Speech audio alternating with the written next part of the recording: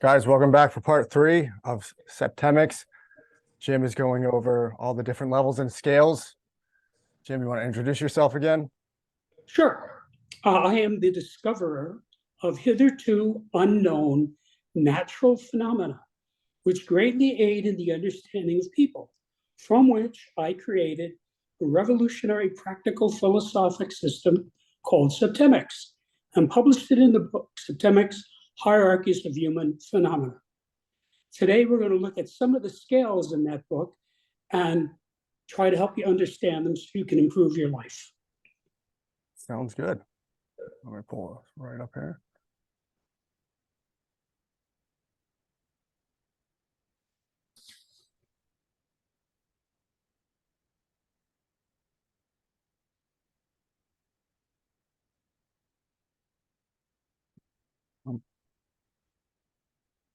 Where did you go?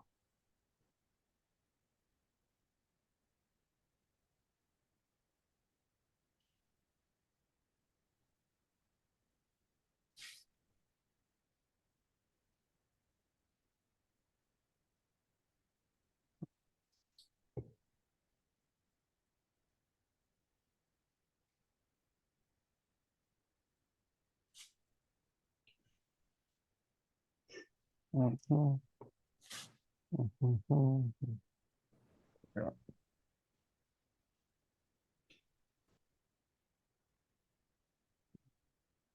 Okay. So this is the scale of spiritual identity. Everyone has some kind of a spiritual identity.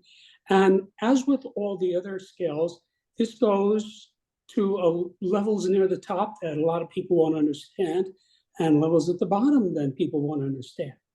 If you look at the top line where it says type, it says linear quantum general. This is a linear scale, meaning it just goes from 1 to 7, as opposed to a spiral scale, which loops on itself. This is a quantum scale, meaning you can only be at the level specified. There's no intervening level. And it's a general scale, meaning once you find the level of a person, either yourself or another on this scale, you're done. That's it. This is a difficult scale to move on, meaning you might say it's a persistent personality trait. People do not move up and down on this scale easily.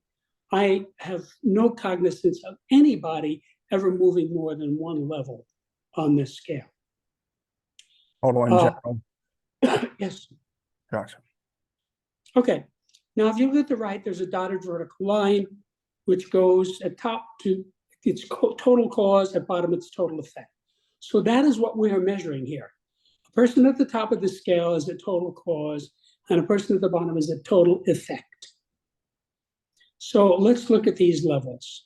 Level 7, which will not make sense to most people, is a person identifies himself as an inanimate object, meaning a thing, not even a living thing. This is not a new concept. This has been known for thousands of years. And the Hindus call these devic entities. And of course, Native Americans and many other primitives know about the fact that there are spiritual beings inhabiting rocks and things like that. You might have a being who's being a waterfall. Because you have to imagine this is just an identity. So a being can identify with anything. So don't think that there aren't beings that think of themselves as inanimate objects. Then up from that is an animate object. This is an animal. I guess this could be a plant. Animal comes from the word anima in Latin, which means soul. So this is, people ask me sometimes, well, do dogs and cats have souls? Yes, they do. So this would be like if you have a pet cat or a dog or a horse, that being, probably his spiritual identity is that he's an animate object. Now, there are many people at this level. These would be the people who say there's no such thing as a spirit, there is no afterlife, or anything like that. There are many people like that in science and math and fields like that. People who are complete atheists, and they think of themselves as animate objects. They think of themselves as animals. This is interesting because these people are denying their own existence, which is kind of amusing, I think. Often that is a persona. Now, this is your average person. The average person does not think of himself as an animal. He thinks of himself as a persona, like Joe Smith. Or you could have a persona like an American or a Marine. So it's an identity. What we would normally call an identity. A person has an identity. So that's where your normal person is. Now, up from that would be you would find a spiritually aware person who thinks of himself as a spirit. Of course, there are probably billions of people in this category. And a spirit is essentially what we mean when you say ghost. Now, ghost could be a being that does not have a body, but still thinks of himself as a spirit, the idea of a ghost. And up from that is an angel. Now, angel comes from the Greek word angelos, which means messenger. In the Bible, angels are messengers. They come like there are many examples in the Bible. For example, the angel that came to Mary, the mother of Jesus, and delivered a message. So I think of this as a free being. Now, when I say a free being, it's a being who has no body, does not need a body, has no intention of having a body. This would be a person who's above being human. And in English, we call them angels. All over the world, they have this idea, they call them different things. But whatever the language is, this is the idea. Then up from that is a god. Now, this is something you find in Greco-Roman religion, you find in Norse religion, you find in many religions, they have these ideas of gods. Like in Native Americans, they have the thunder god, for example. So this is a being, a divine being, who thinks of himself as a god. And they do exist. And up from that is infinity. This is the person whose spiritual identity is infinity. This would be difficult for most people to grasp. This is generally what people talk about when they use the word God, in the sense of the supreme being, a transcendent being who created the universe and so forth. Actually, I think of the universe as being created by God all the time, millisecond by millisecond. Anyway, it's the identity of infinity. So those are the 7 choices. Everybody is at some level on this, and it's not hard to figure this out. If you talk to somebody for a while, he'll usually tell you his level. Yeah. Any questions? Yeah. Do any of these levels, on the scale, have anything to do with mental health? Like if somebody's I think yes. I think the answer is yes, in that first of all, you have to realize that this scale goes to above mental health to below mental health. I mean, a being who thinks he's a rock or a mountain, I mean, how can you even categorize that person as having mental health? I would say that person has no mental health. Okay? And when you get up to God, does God have mental health? I don't think so. So, yeah, you could say this is a gradient of mental health. Because as a person, I can tell you from having worked with hundreds of clients for many thousands of hours. They all developed spiritual awareness, and that awareness improved. I'm not saying they necessarily jumped a level on this, but the awareness of it improved. So, like a person really understood that he was a spirit. You want to kill me? Go right ahead. Doesn't matter. You're only killing my body.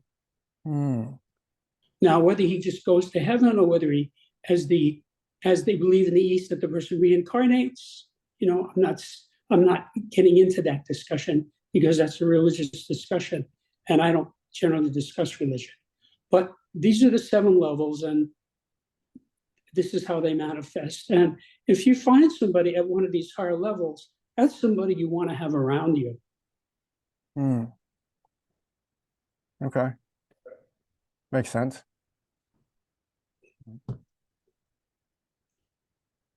Okay, the scale of mental deletion. This is something most people will not understand until I start to explain it. First of all, let me tell you what the mind is. The mind is an electromagnetic field matrix. This matrix has, like any matrix, can have data put into it and data pulled out of it. This is what the mind is. Now, this is not the brain. There are 3 distinct parts of a person. Most people know this by now. There's the being himself, there's the brain, and there's the body. I mean, the brain is part of the body. And the brain sort of intermediates between the mind and the body. So now you have to realize that angels, and as I said, globally, most people understand angels, have the concept of that. Angels have minds. You can talk to them. They have beliefs, they have ideas. If you study angels, you'll see there are different levels of angels, and they have personalities and identities. So obviously they have minds. So that's the background to this. Now, looking at the type, it's a linear scale, meaning you go up and down by increments that can be very tiny. It's gradual. You do not skip from level to level. I'm getting into the second one. Linear means there's no apparent overlap between level 1 and level 7, as there is in a spiral scale. Gradual means it's not a quantum leap. And general means that this is not a scale that applies so much to context as to just a particular person. In other words, you spot a person and he's at this level, period. Now, as I explained, because this is a gradual scale, often in people you'll get a bracket. You'll find somebody who can operate sometimes at one level and sometimes at the next level up or the next level down, because you can move up and down on this incrementally. So basically, the idea that we have really going back as far as, I'm blacking out on the name, famous German psychologist or psychoanalyst Freud. Freud really began this idea of mental deletion, that you can talk to a person and he would get better as a result of that. And that there are, you have a subconscious, meaning parts of your mind that you're not aware of, and you could delete parts of that.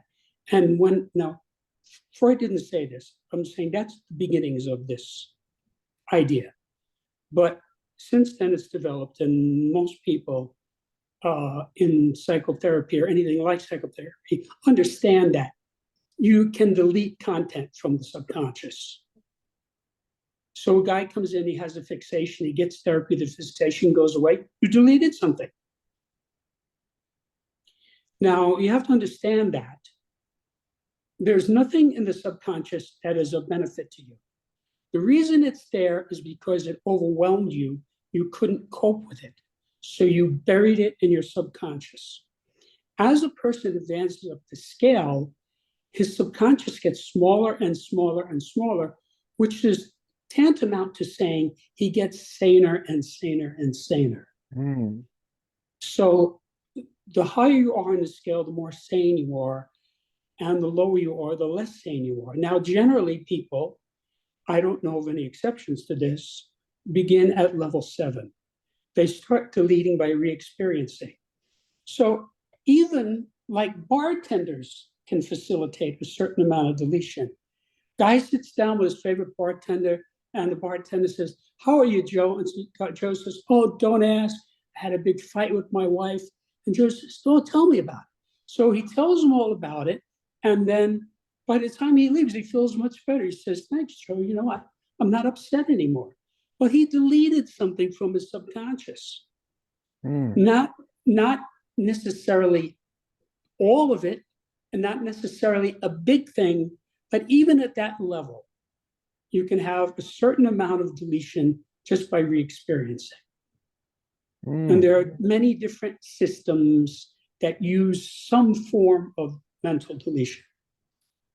So it says by re-experiencing an incident repeatedly if necessary, meaning sometimes a person can re-experience something once and it deletes, poof, goes away. Now, more commonly, it has to be repeated. In other words, the person will have to tell you about it more than once. And as that happens, it will change in his mind as pieces of it become clear. In other words, a guy starts out with a psychologist, and he says, "I had this terrible experience when I was a kid, but I don't remember much of what happened."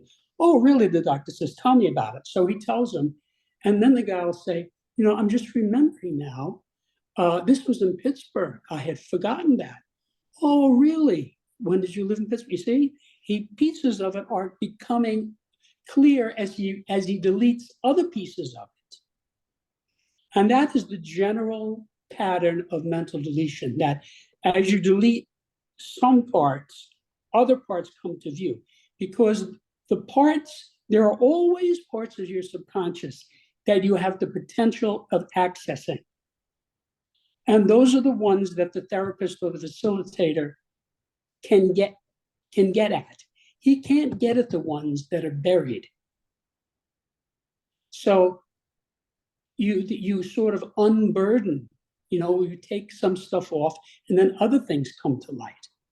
And I saw this thousands of times with my sessions with my clients, where they would start off and tell me about it, okay, and then they would tell me about it again, and then, "Oh, I just remembered that it actually wasn't my car; it actually was my wife's car." See, so that's a good sign. He's getting more out of the subconscious. So that's sort of how this works. Now, going up to level 6. Level 6 is recounting. It's not re-experiencing, it's recounting. And this is done by recounting several similar or related instances separately. So the way this generally works is, guy tells his therapist, "Well, I'm afraid of dogs." "Really? Tell me about that." And he'll say, "Well, did you have a bad incident with a dog?" "Yeah, I got bit by a dog." "Okay." And then he might say, "Well, did you have any other incidents?" "Yes, I remember now. There was another time with a dog, and he didn't actually bite me, but I was afraid of him because he was growling and snarling." So you see, both of those incidents were to some degree traumatic to this person. You don't have to be shot or hit in the head with a baseball bat to have a trauma. You can have a trauma from being frightened. Like a person confronts a bear, even if he gets away, that's still a traumatic incident for that person. So usually recounting is you recount the incident, and then you recount other incidents, similar incidents, related incidents, you see? And as you do this tends to delete. Reexperiencing is different, where you are really in it. it's like you're right there in that moment. Recounting, it's a little more remote. You're just sort of, saying, yeah, I can remember that happened. You're not really back in time and space at that place, which is what re-experiencing is like. When a person is re-experiencing something, it's really real. He'll say, yeah, I could feel the blood running down my face. And, I could feel my heart pounding. And I could hear the bear growling at me. He's re-experiencing. That's different from recounting. Recounting is a higher level, meaning you don't have to necessarily re-experience it in order to delete it. Then it goes up to what I call automaticity, which is sort of an avalanche of several similar or related instances. The way this works is a guy will be recounting something, and all of a sudden he'll have 20 or 30 or 40 similar things all sort of fall on him like an avalanche all at once, and they all go poof. And that whole area of trauma deletes. When you see somebody do this, you'll know what it is. When you experience it, you know what it is. For example, I meditate every day, and I often have this happen, where I'll have an automaticity of a whole bunch of stuff, and it all goes away all at once. I don't have to really recount it. It just all sort of, you'll get a whole, but like all the times that somebody insulted you, how many times could there be? 1,000? That's like a common thing. So you can be meditating on that and see, oh yeah, there's all these, and they sort of delete more or less simultaneously. So it's a whole category of things. All the times that somebody insulted you. And you see, you have to be at a higher mental state to do this. You see, the mental state required of the person is higher as you go up the scale. But as you do this, your mental state improves, so you move up the scale. Then the next is observation. Now, this is where you can delete something just by looking at it. I'll have a guy and I'll ask him a question, and he'll pause. And he'll say, oh, I see. He just looked at it and it deleted. He didn't even tell me about it yet. And of course, I've done this many times in meditation. I look at something, it's gone. It's like, takes sometimes a fraction of a second. And that's not that hard to get to if you pursue this. Then above that is enumeration. Now, enumeration is where you do this. Most people never get to this level. Do it by counting. So like the client says to me, I can see that my wife really invalidated me a lot. And I'll say, how many times did she invalidate you? And the guy will say, 137. And poof, it's gone. So he enumerated it. He didn't have to look at 137 incidents. He just told me how many there were, and it deletes. Now, finding out where it is, which is level 2, is even above that. You can locate something. In other words, you just find it and it deletes. For example, I might say, well, was there an earlier time that this happened to you? And the guy might look at it, see it, and poof, the whole thing is gone. It just deleted because he located it. You see, that's a higher level of ability. See? So the person's mental state progresses as a result of doing this, and so he moves up the scale. So this is what would happen to my clients. They would come in at level 7, and then after a while they'd be working at 6, and then they'd start getting occasional incidents of 5, and then eventually the guy will get to an incident where he has 4. You see, it's a gradual thing. Okay, so then at the top of this is deleting my will. You just make a decision and poof, it's gone. You don't even see it. You just decide. And this happens to people who have a religious experience or a therapeutic experience where the person makes a decision and his life changes. You'll have a guy who is bullied by his wife and bullied by his wife and bullied by his wife. He's in therapy because he's bullied. And so one day he just makes a decision. He says, I'm not going to let her do this to me anymore. Poof, it's gone. And the next time she does it, he says, look, don't pull that on me. You've been doing this to me for years. I'm not going along with this anymore. Don't waste your time. You see, it's just went away because he decided it.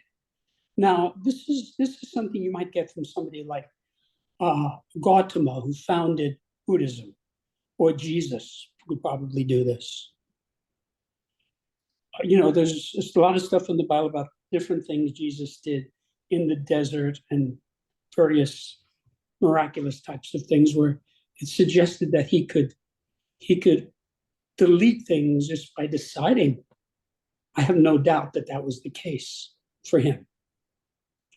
So you have the method of deletion, and then you have next to it how the deletion is achieved.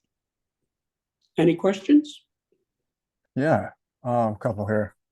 One, you said level 7 by re-experiencing incident. Yes. Now, do you have to talk to a therapist with that, or can the same thing be done by writing it out and looking at it? Theoretically, a person could do this on his own. Mm-hmm. I don't recall actually knowing anybody who did that.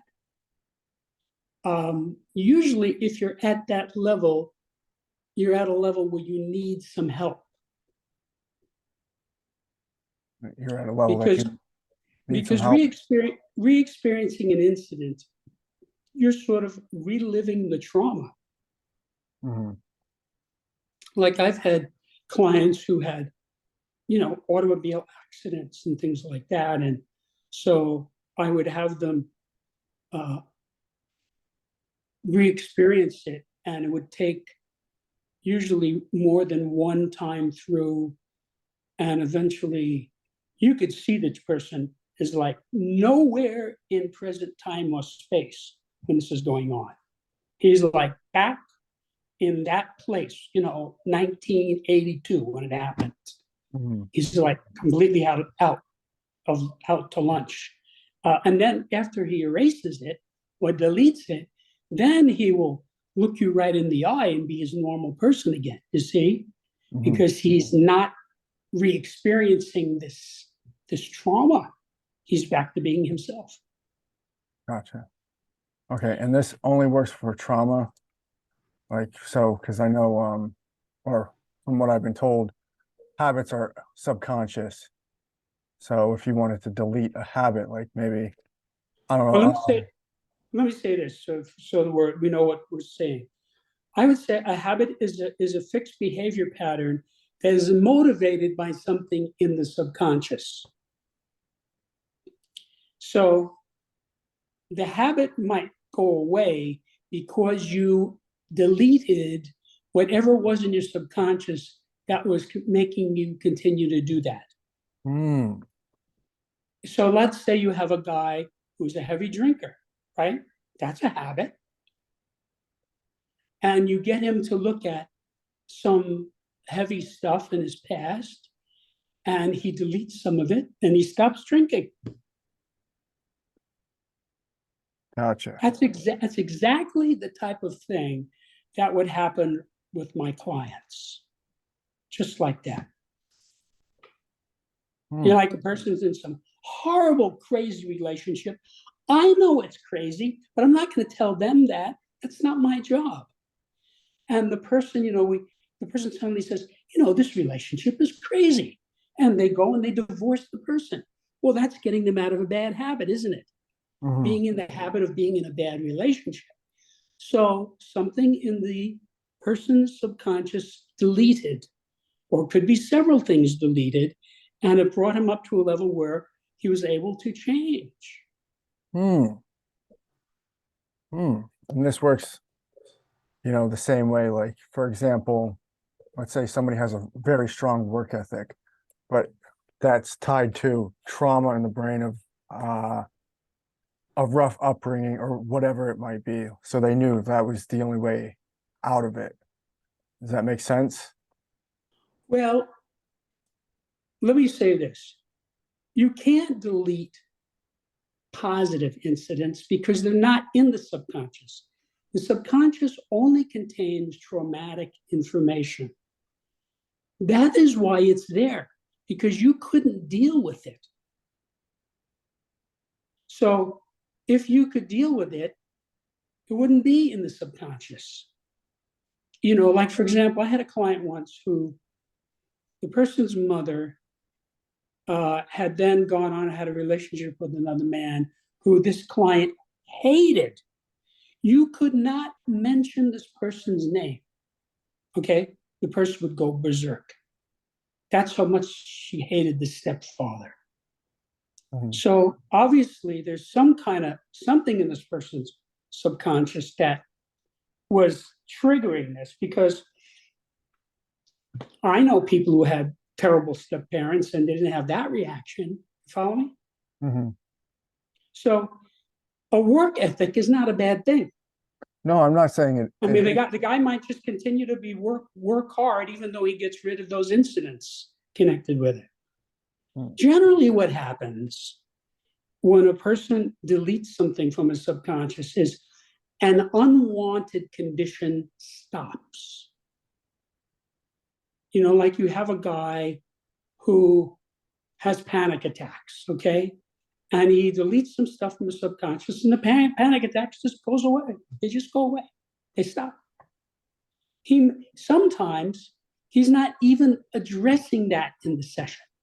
He's addressing some trauma that he's aware of, and those things they delete the habit, or the effect of it goes away because the cause of it is no longer there.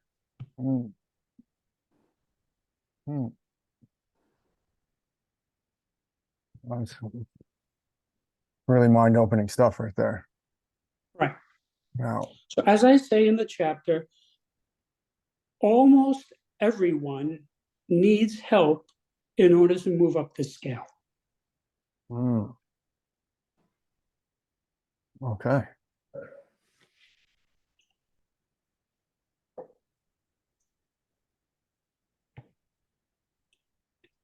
Okay, the scale of aberration. Let's talk about the word aberration. Aberration means literally wandering from. So this is a scale of a person departing from his regular personality. So like let's say you have a buddy, right? A guy you've known for 10 years. He's your best friend, right? You know who this guy is. You know how he thinks. You know his sense of humor.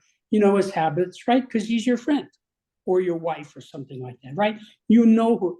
But then something happens that triggers this person, and the person goes into an aberrational state where you would say he's not himself, right? You know what I'm talking about with this, right?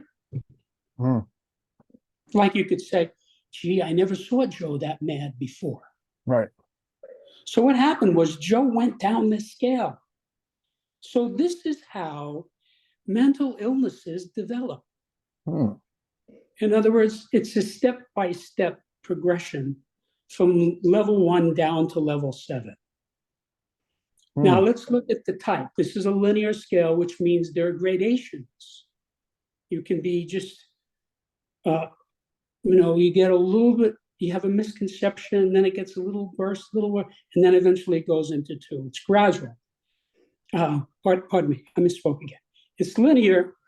I'm getting ahead of myself. It's linear, meaning there's no apparent congruence between level 1 and level 7. They're completely different. Quantum means it jumps from level to level. So a guy is at one level and then he's at the next level. Specific means this refers to different contexts. So a guy might go down this scale quickly with his wife because she presses his buttons. But with you, he may not go down at all, or just a little, because you get along, you see? So this is a specific scale. So this is how a person goes from being rational to irrational.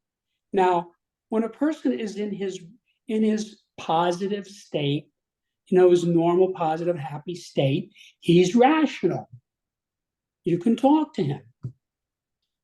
But when he starts to go down the scale, he gradually gets less rational and less rational. And when he gets to the bottom, he's totally irrational. So you can see how crazy somebody is by where he is on the scale. And you can help the person resolve that by moving him up the scale. And I give examples in the chapter. So this is a scale, everybody enters at level 1 by definition, because it's a scale of aberration. So the first thing that happens in developing an aberration is a misconception, meaning a misunderstanding. And again, I give several very clear scenarios in the book, which you should look at. So the first thing is that the person has misunderstanding. Now, that's not understanding, it's misunderstanding. He has a misconception. Now, I'll give you an example. Hitler's idea that the Jews were responsible for all of Germany's ills, that clearly was a misconception. Right. It may have been true that some Jews had contributed to a part of Germany's difficulties, but it's certainly not true as a general fact. That was a misconception or misunderstanding on his part. And that led him down the scale to being completely crazy. So when a person has a misunderstanding, that will motivate a misdeed or transgression. In other words, since the Jews were responsible for Germany's problems in Hitler's mind, he went right in to do it in level 2 of, it was easy for him to commit misdeeds against them. He did terrible things to them. You see, that's the next step down. Now, after a person does something bad, what does he do? He keeps it a secret. Let's say a guy has a misconception that his wife is fooling around with some other guy when it's not true. So he gets mad and he slaps her around. That's level 2. Well, he's not going to run out and tell everybody. It just becomes a secret. That's level 3. So he's restraining himself, right? He can't open up and tell you. You can't say, hey, what'd you do yesterday, Joe? Well, I beat my wife. He's not going to say that. Right. He's going to restrain it, okay? So he's not being himself. Then the next thing that happens is he's going to start to worry if somebody might know about this, meaning he has a suspicion. He's going to go around. And let me tell you how easy this can be, right? Joe beats his wife and you see him and you say, oh, what's going on, Joe? You don't look too happy today. He immediately wonders if you might know that he slapped his wife around and is now keeping it a secret. It's a suspicion, see? This is actually, you see this in literature, in good literature all the time. Person is, he's worried that somebody's going to find out. Now, if he didn't have a secret, he wouldn't be worried that people are going to find out. You see? This guy is suspicious that you might know. The next thing that happens after that is he gets upset. So this tells you right away when a person is mad, by which I mean upset, that guy is worried that you might find out about some secret that he has of some misdeed he committed because he had a misconception. So when I see somebody get upset, I know right away that these earlier levels are in play. Now, in the case of my clients, I knew exactly what to ask for because I knew the scale. Like if a guy is mad at his wife, right? I might say, let me ask you something. Did your wife nearly find out something about you? And he says, As a matter of fact, she did. I went out and had 10 drinks last night and drove home, and I didn't tell her that. I told her I only had one drink. You see? So he was worried that she might find out. And when he comes in, she says, "You sound like liquor. How many drinks did you have?" He says, "Oh, I only had one." So then he gets upset at her. "Don't tell me what to do. I'll drink as much as I want." You see? This is very predictable. He's upset because he's worried that she might find out about something bad he did. Then what's the next thing the person does? He rationalizes it. After a person, he's already done something bad, he's already upset at somebody, he'll rationalize it. He'll say, "Well, she deserved to get yelled at because she burns the toast every morning." See, he's justifying it. That's the next thing that happens. And then after that, the next thing that happens is the person will go into an identity, meaning a persona that memorializes this. So, like, to continue this fictitious example, the guy might come up with something like a woman hater. In order to get to that identity, he had to go through this whole sequence of events. Sometimes he takes years. Sometimes it takes a short period of time. So how quickly it happens varies. And a lot of that depends on how rational the person is to begin with. But as he goes down the scale, he's definitely becoming less rational. So you could have a highly rational person who has a misconception, and that's, as far as it goes. He does not then commit a misdeed. But typically, the way this works in therapy is you'll spot that a guy has a persona. Like he'll say, let's say take a guy who's anti-Semitic, right? His identity is a Jew hater. Well, you know right away that he's got rationalizations in that.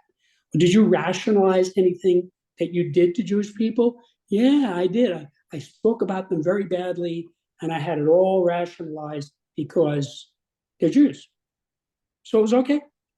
Well, prior to that, did you have an upset? Yes, I had a big fight with my next door neighbor who's Jewish. You see? Well, prior to that, did he nearly find out something about you? Well, yeah, I worried if he knew that I was cheating on my wife. Okay, well, what secret did you have? That I was cheating on my wife. Okay, well, was that a misdeed? Yeah, I shouldn't have done that. Well, why did you do it? Well, now that you mention it, I was suspicious that she was cheating on me, so I cheated on her. And you've worked this guy all the way back up from level 7 to level 1. Now, this in practice doesn't usually work this quickly. I'm foreshortening it because we have a limited amount of time. But that's how you get somebody unaberrated. You use the scale, and it works like a charm. Yeah. Yeah. Now, how quickly you can get to it is a big variable. I've had people, clients of mine I would run into some secret. They just wouldn't tell me what it was, period. What are you going to do? Hit the guy over the head with a club? I mean, if he's not going to tell you. So that person is preventing himself from resolving this issue. Which is why there's such a thing as privilege. You can tell your lawyer anything, you can tell your therapist anything, you can tell your pastor anything, and they cannot be compelled to divulge it, even by a court order. It's privileged information. And that's because people have some general knowledge of, you have to be able to talk to somebody in order to work these things out. Even with a wife, people work out things with their wives. you can't force a wife to testify against her husband. So that kind of preserves the possibility of using this.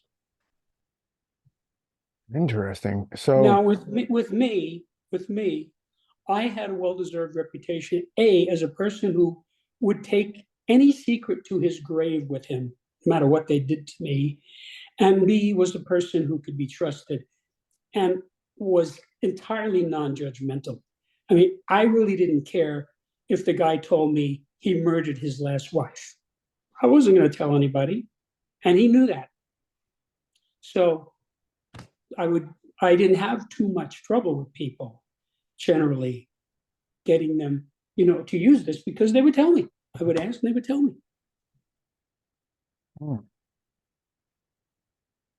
wow, that's eye-opening stuff. I mean, you see this all the time. I mean, I can even see this with me. Like, wow, unbelievable. Yes, I have used this on myself successfully for many decades. For example, if I were to feel upset about somebody, or so upset, I would say, wait a minute, does this person nearly find out something about me? And I would always find it. Yeah. And then I would know, well, whatever it was that they nearly found out, I was keeping a secret. And so it must have been something bad at level 2. And then I always look for the misconception. Well, what misconception did I have that led me to this?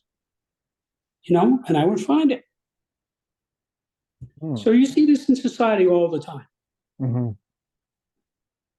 That you do, for sure. Any questions? No, that one definitely can't wait to read more about, for sure. Yeah, there's very good examples in that chapter. I take a couple of hypotheticals, and show you in a specific analogy how this would work with different types of people. Right. Yeah, no, I mean, I think that's a great question to ask yourself all the time. Like, They're all great questions to ask yourself. Yeah. Especially if you find yourself getting upset over something that is irrational. You're like, okay, there's, like you said, there's a misunderstanding, a misconception. That's right. There's always a misconception at the bottom of this sequence.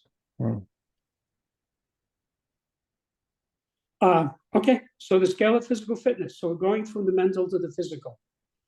So this is a linear scale, meaning there's no problem misconstruing level 1 and level 7. It's gradual, meaning there's intervening levels, and it's general, meaning a person is either at that level or is not. You find a person's level, that's it. You're done. This is not about context. Okay? So this is about survival potential. Fitness is a person's survival potential. A person who's very physically fit has a very high survival potential. Like if you take somebody who's does the decathlon in the Olympics, that guy is in extremely good condition. He could have a mob chasing him to lynch him. They would never catch him. You see? That's a high survival potential. And if they did, he could beat off 10 guys. Also, we're talking about physical fitness, it's about immunity. Some people are, when they're very, very healthy, they're immune. I mean, there was a period in my life when I went over 20 years without ever going to a doctor, because I was in such good shape that I was immune to everything. Yeah. And if I got the little type of symptom, little something, I would go to sleep a long time, and it would be gone when I woke up. So, you have a very high immunity or resistance. At the bottom of this, you go down the dotted line, is 0 potential survival and no immunity. So when a person is dying, which is level 7, dying means 0 survival potential. That's why he's dying. The wife says to the doctor, does my husband have a chance to recover from this? He says, probably not. He's in a coma. He could die anytime. He's at level 6. So that person has another way of thinking about this is that person who has no immunity. So, this is the type of guy who's run down. Somebody sneezes, he immediately gets sick because he has no immunity. So let's go through these. At the bottom, we have someone who's dying. Dying means he's succumbing on a physical level. So this is like somebody who's probably, he should be in a hospital.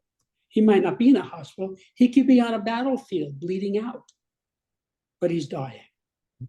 Up from that is sick. Now, he's not dying, but he's sick, which means he's dysfunctional. And we all know what that's about. Up from that is a person who's not sick, but he's weak. Weak means unhealthy. You have to realize that. If you're weak, you're unhealthy. Up from that is a normal person. This is what we call a healthy person. And above that is a person who's strong, which is to say he's energetic. There's lots of young people, most people, before they become adults, are energetic. You see kids running around all the time. And above that is athletic. The athletic person is beyond energetic. He's vibrant. So when you're talking about serious competition athletes, Olympic athletes, professional athletes, or guys in special forces, a lot of these guys are vibrant. And above that is superhuman. This is somebody who's virtually indestructible. Now, before you say there's no such thing, the Bible talks about Samson, who, until they cut his hair off, was indestructible. Talks about Methuselah, who lived 900 years. The Hindus talk about Babaji, a yogi, who lived 300 years and looked 30 the whole time. Okay? So that guy, in order to live 300 years and look like that, he was indestructible.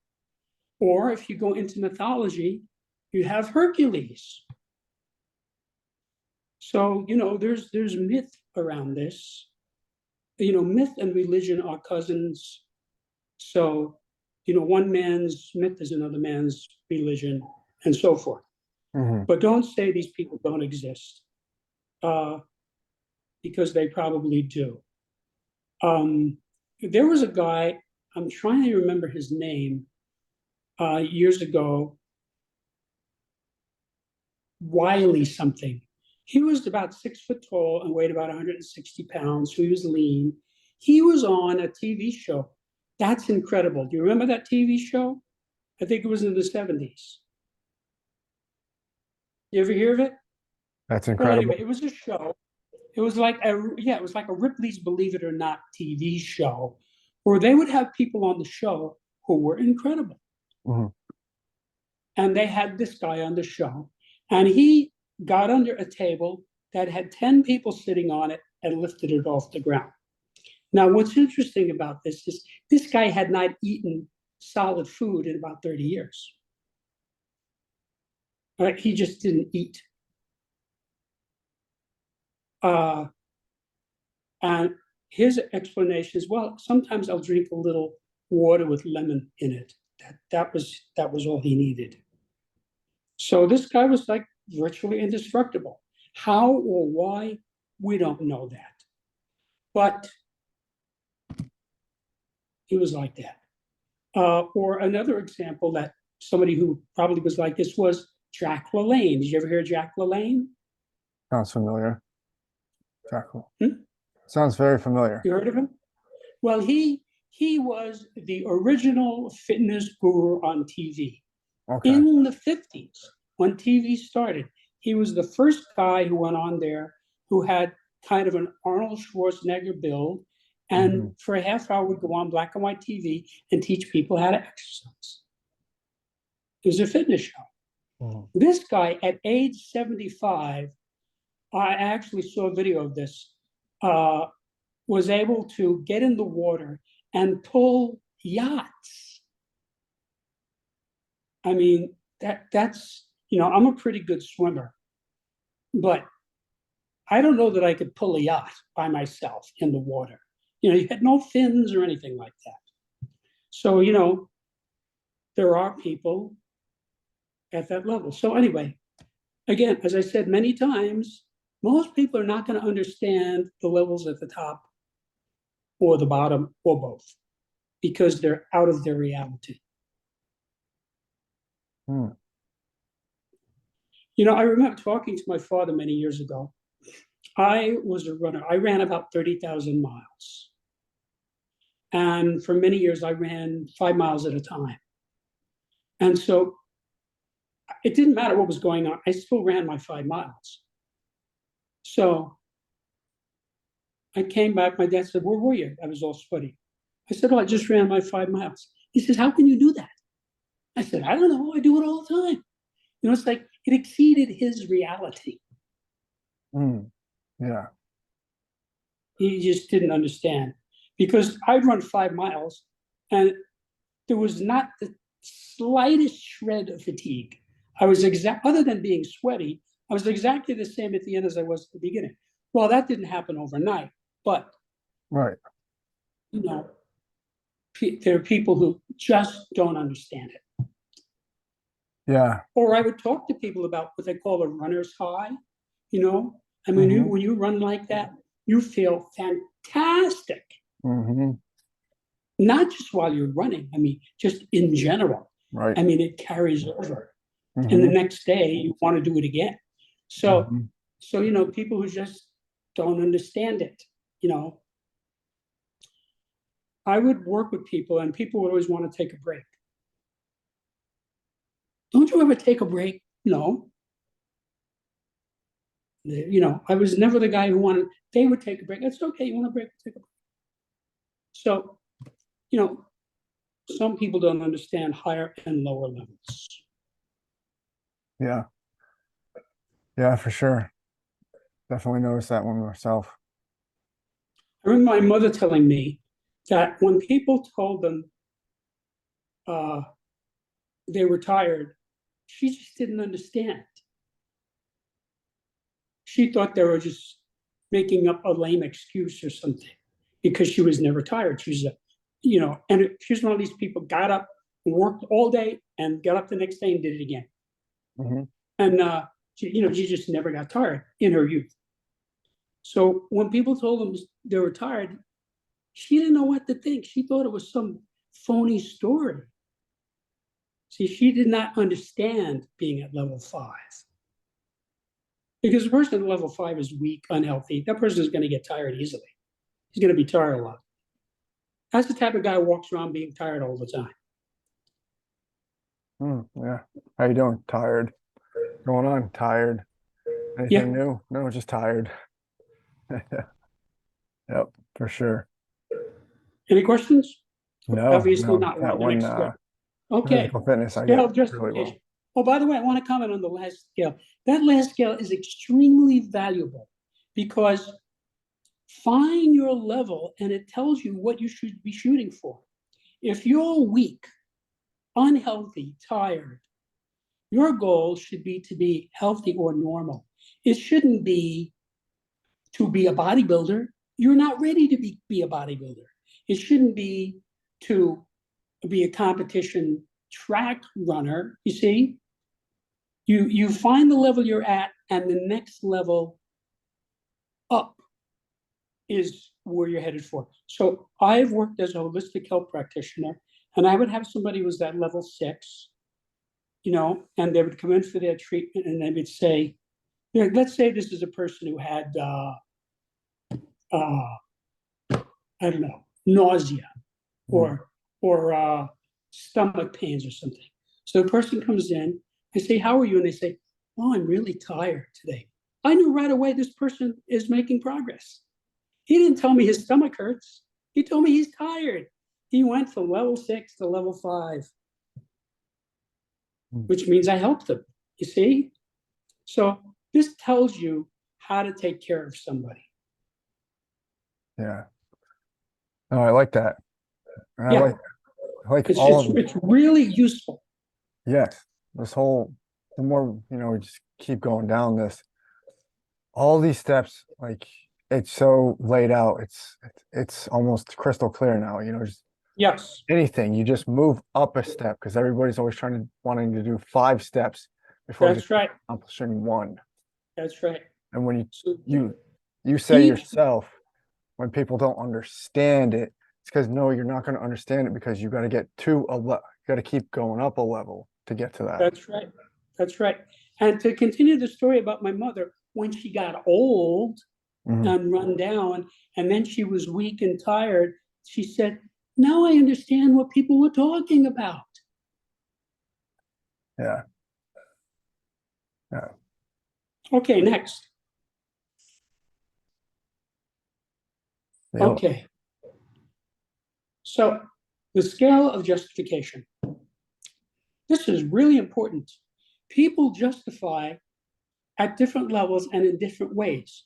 Now you have to realize that as with all the other scales, everybody is somewhere on every scale. You are on this scale. So when you find your level, you know what your target is. It's the next level up. Now, this is a spiral scale. Notice level 1 says no justification, and level 7 also says no justification. The difference is at level 7, there's no attempt at justification, while at level 1, there's no need for justification. A person at level 7 is in despair. He's not justifying because he's completely given up. He has no hope. He is so defeated, he's not even going to try to justify it.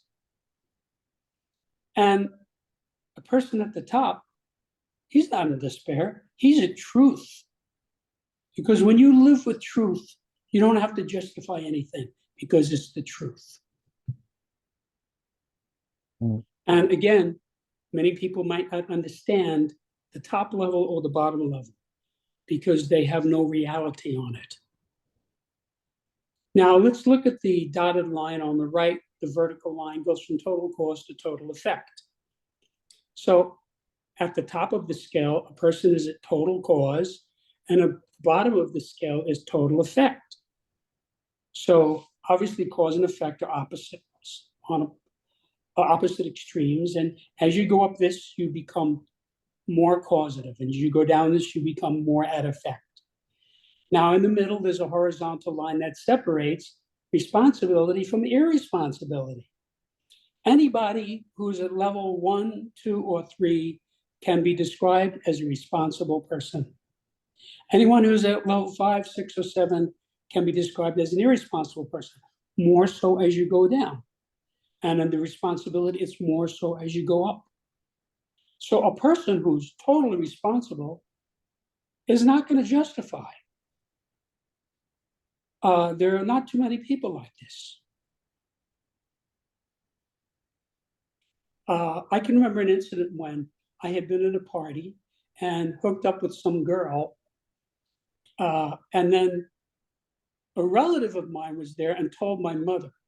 And so my mother said, well, I heard you were, with this girl. And I said, yeah, so what? I didn't justify it. I had nothing to justify. I was a handsome young guy. She was a pretty young woman. And we liked one another. And so we hooked up. So, so what is like the response of somebody at that level? Mm. So let's talk a little bit about, this is a quantum scale, meaning a person jumps in a quantum. Either you're at level 4 or you're at level 5, period. There's nothing in between. And you will see this happen if you work with people.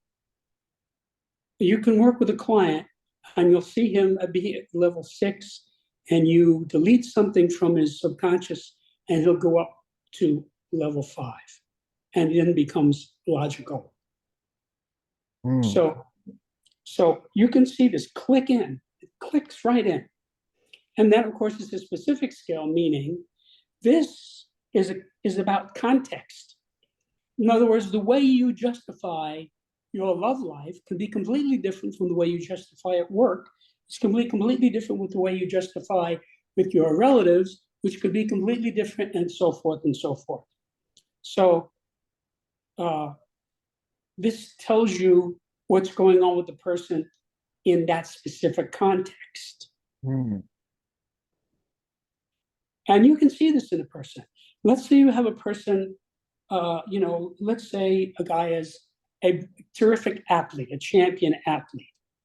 Mm-hmm. Well, he's going to be very high on this scale. So he might be in no justification. He doesn't need to justify. You can ask him something and he'll just tell you the truth. So on that subject. Now, if you ask him about his love life, might be the completely different level. You see? He might be justifying at a different level. He might justify, let's say, by 3 instead of at 1. So you have to understand this is useful in specific context. There's no generality here. Nobody just justifies at a specific level for everything. I mean, it's conceivable that somebody might be at the same level for more than one area, but that's just happenstance. That's just like 2 guys show up at work with peanut butter and jelly sandwiches. It's just a coincidence. So let's start at the bottom. So I talked about the person at level 7, is the person who's in despair. He doesn't even attempt to justify it. So you can talk to somebody, some guy who's in a terrible, terrible state. Let's say a guy's a drunk, right? Mm-hmm. And he drinks 2 quarts of scotch, he crashes his car, and you say, why'd you do that? And he won't have any justification for it. He's not up to that. He's just in despair. You see? Up from that is computation. Now, what do I mean by computation? It's a fixed idea. A person will justify by a fixed idea. If you say to Hitler, why did you kill the Jews? He'll say, well, the Jews are bad. See, that's a fixed idea. He worked out some computation in his mind, in his crazy mind, that the Jews are Germany's problem, so we're going to get rid of them. See, that's a fixed idea. So he would just give you the fixed idea. Now, when you find somebody at this level, you can't reason with this person because reason is the next level up. He's just got a fixed idea. This is the type of person, there are 2 persons going around who say that the world is 6,000 years old. Well, we know from carbon dating, a scientific process, that it's billions of years old. Mm-hmm. This is not a speculation. We can date the carbon in a rock and find out how old that rock is. And this guy just has this fixed idea that he got from the Bible that the world is 6,000 years old. And there's nothing you can do about that. Mm-hmm. Unless you can bring him up to level 5. Now, it's conceivable if you give him enough logic and reason with him, he might let go of that idea. But don't be too surprised if he doesn't. So when you have somebody with a fixed idea like, I actually knew a person who used to go around saying all men are beasts. Okay, that's just a fixed idea. Obviously, all men are not beasts. I mean, right. There may be some men who are beasts, but that you couldn't talk this person out of this. So whenever this person had some kind of a difficulty with a man, the person would just say, all men are beasts. There was no logic to it. You couldn't change this person's mind. It's just, who knows where that crazy idea came from. But lots of people have these. And there's no reasoning with these people. Up from that is logic, is you justify by reason. Now, this is getting close to sensible. A person will give you a reason for something. He'll give you some kind of logic. Mm-hmm. For example, let's say a guy's on a diet, right? And he eats a whole pizza. You say to him, why'd you do that? And he says, well, I'll just work it off at the gym. See, he's giving you some logic. He's justifying, he's giving you a logical justification. Or well, it doesn't matter. It was only one day. I'll go back to my diet tomorrow. See, it's reason. So was that irresponsible? Of course it was irresponsible to eat a whole pizza. But if he were not irresponsible, he wouldn't be at this level. See, it's not as irresponsible as 6 or 7, but it's still somewhat irresponsible. Mm. Up from that is a person who justifies by physical reality. So you say to somebody, the guy says, look, I can't go out with you. I have to mow the lawn. Well, why is that?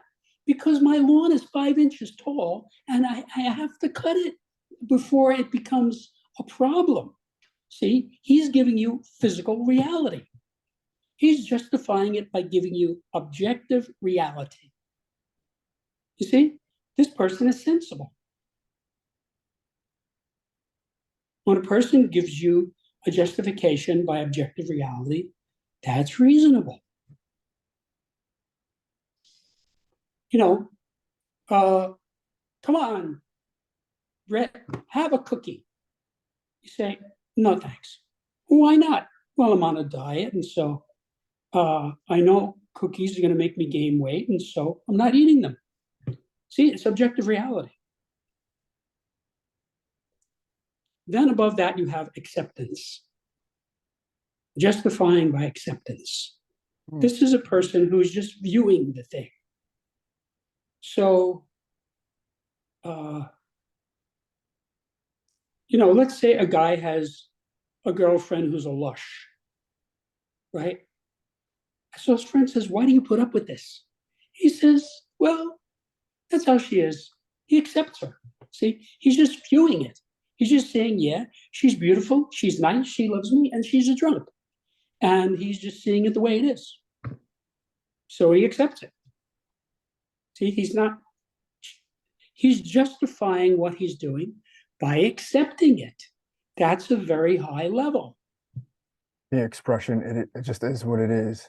It just is. Right. Well, that's a tautology that really doesn't say anything, so I don't know what to say about that. But I do know that if somebody just looks at the thing, he can just accept it. Right. Right. You Like yeah. a friend that never wants to you know, go weightlifting. Just that's just the way he is. Uh-huh. That's the acceptance. Right. Yeah, when you accept somebody, you're being responsible for it. See, you're in the responsibility zone. And above that is by responsibility. You justify by responsibility, or you forgive the person. So when you forgive something, you are being responsible for somebody. So you are justifying it. You know, well, look, your wife cheated on you. Why are you still with her? Well, I forgive her. In other words, he's saying, well, I'm responsible for, I'm assuming responsibility for her. And that's how he justifies it. That's how he justifies staying with her. He's responsible for her. See, that's a very high level. Now, above that is just no justification needed. This is a person who just doesn't justify because he lives with the truth, whatever that is. This is the type of person who, you know, will not give you much of a story or an explanation. He'll just let it be the way it is. So, you know, like there are people now, a lot of people now in industrialized society who are openly gay. They're truthful about it. Yeah, I'm gay. They're not justifying it. They don't feel the need to justify it. It's just the truth. Yeah.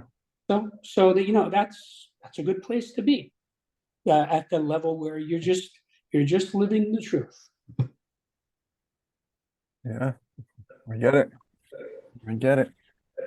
Any questions?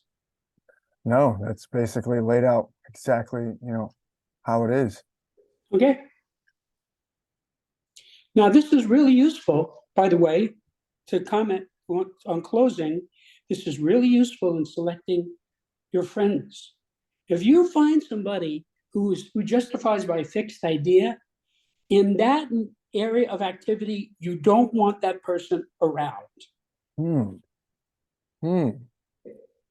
Because that person is irresponsible. And irresponsible people cause problems. I could take that also and say definitely people, business partners. Yes. Yeah. Yeah. I mean, you want somebody around who's going to forgive you if something goes wrong. Yeah, I'm sorry. I lost my temper. I said stupid things. He says, that's all right. I forgive you. Right? He's being responsible for you. That's what you want. So this is really useful. You spot somebody, and at least in that sphere of activity, you don't want that person around. So, for example, if a woman meets a guy and the girl says to the guy, all men are the same, that's a fixed idea. You don't want to go out with that girl. Right. She's not willing to be responsible for men. So she has a fixed idea. Yeah. So now that person might be okay as an employee because it has nothing to do with her job. You follow me? So you could have that person for an employee, but you might not want to date them. Right. So that's how you use this. Next. Yeah, actually, yeah, you could rename that chapter just, jokingly, how to properly vet people. How to properly vet people, is that what you said? Yeah. Well, actually, all of these scales are that way. Yeah. Every one of these scales gives you a way to evaluate a person. I'm not saying you should judge them. I'm not saying you should criticize them, but you can evaluate them. Right. Right. I can look at a guy and watch him do something or say something and know right away, I don't want this guy around me. Right. And I don't get into trouble anymore because of that. Right. Yeah. I get it. Next. Scale of belief. Now, the scale of belief, I should tell you, everybody enters this scale at level 4. There's no exception. When a person, let's say you have somebody, for example, when I was in college, the girl sitting next to me in class was a Buddhist. I had never met a Buddhist. I didn't know anything about Buddhism. I was raised as a Christian. In New York, where there were almost no Buddhists in New York in those days. I'm sure there were plenty on the West Coast, but not in New York. So this was like, I had no idea. I didn't have a clue. Oh, really? That's interesting. So, she said, well, I was at neutrality, level 4. So that's where you enter. I was impartial. I didn't know if this is a good thing or a bad thing. All I knew is she was a pretty girl. She sat next to me. She said, I'm a Buddhist. Okay, fine, you're a Buddhist. So then she said, well, why don't you come with me to a Buddhist prayer meeting? I said, okay. I was like a 19-year-old college kid. How's it going to hurt? So I went, and it was interesting, didn't make me a Buddhist, but it was educational, definitely something interesting was going on in that room beyond normal. So, my belief in it went up a level. I didn't have great faith in it, but I had some faith in it. I was ingenuous about it. So you go at in 4, and then depending on what happens, you go up or down. So let's look at the axis now, the dotted line on the right. This goes from complete trust and control to no trust or control. So when someone is high on this scale, he has trust and he's in control. When a person is at the bottom, he has no trust and he's not in control. So we'll get into some examples to show you how that works in a minute, but I just want to say this is a linear scale, so you don't have to worry about confusing the top with the bottom. It's gradual, meaning there's intervening stages, and it's specific, meaning you could have, one belief about sports, another belief about religion, another belief about politics, and so forth. So this is context driven. So let's look at this at the bottom. Disbelief. Now, again, remember, most people are going to have trouble understanding the extremes of all of these scales. Most people do not really understand what this is about, disbelief. There are people who are in a state of disbelief, meaning they have no faith in anything. I knew somebody like that. You could cite facts to this person, it made no impression. In other words, they were in disbelief.